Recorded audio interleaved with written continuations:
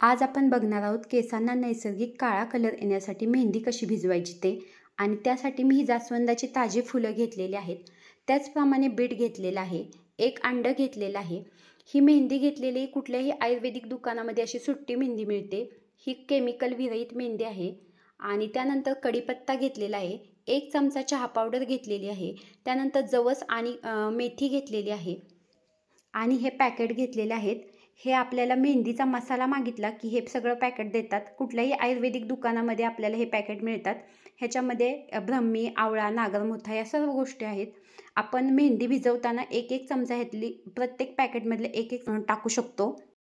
मेहंदी भिजवण्यासाठी मी ही लोखंडी कढई गॅसवर ठेवलेली. मेहंदी शक्यतो लोखंडी कढईतच भिजवावी. आणि मी आता एक ग्लासभर पाणी ओतायला लागली आहे.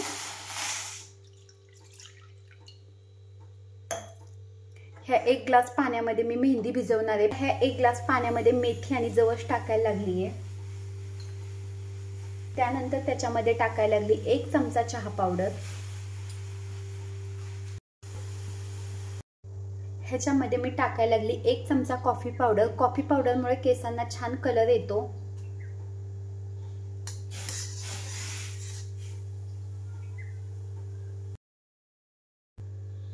इकडं कॉफी चहा पावडर शिजतीये तोपर्यंत आपण मिक्सरच्या भांड्यातून जास्वंदाची फुलं बारीक करून घेऊया. तर ह्यासाठी मी आता हे कढीपत्ता टाकायला लागली आहे. त्यानंतर ही जास्वंदाची फुलं टाकायला लागली ह्याच्यामध्ये.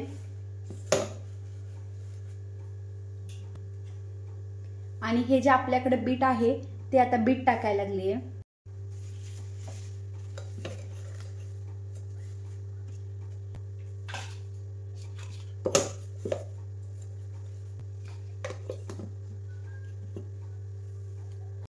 चहा पावडर आणि कॉफीचं पाणी थंड होतंय तोपर्यंत मी आता बीट आणि जास्वंदाच्या फुलांची जी पेस्ट बनवून घेतलेली आहे ती आता गाळून घेते.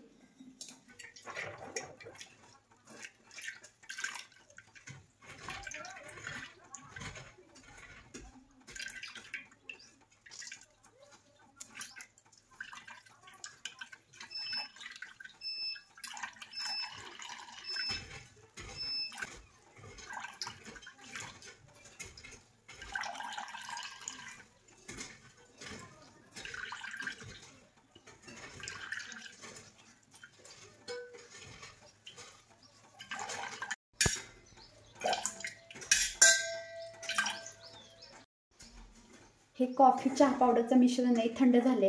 आता मी ह्याच्यामध्ये गाळून घेते.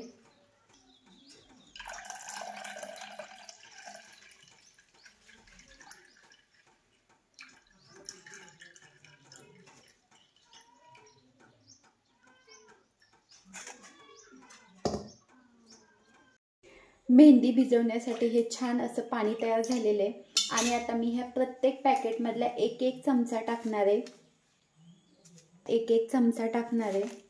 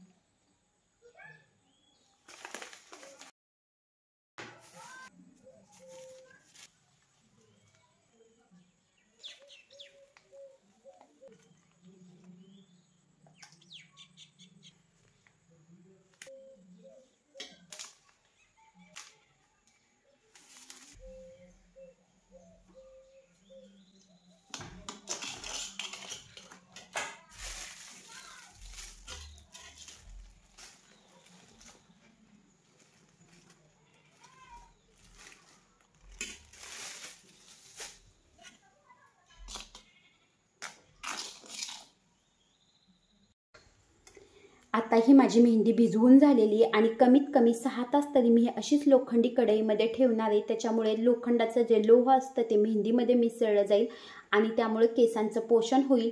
आणि हे जे अंड आहे ते मी ज्यावेळेस मेहंदी केसांना लावेल त्यावेळेस हे अंड मी केसांना लावणार आहे. मेहंदीमध्ये मिक्स करून अंड्यातला पांढरा भागही लावू शकतो आणि पूर्ण अंड लावू शकतो. त्यामुळे केसांना छान शाईन येते.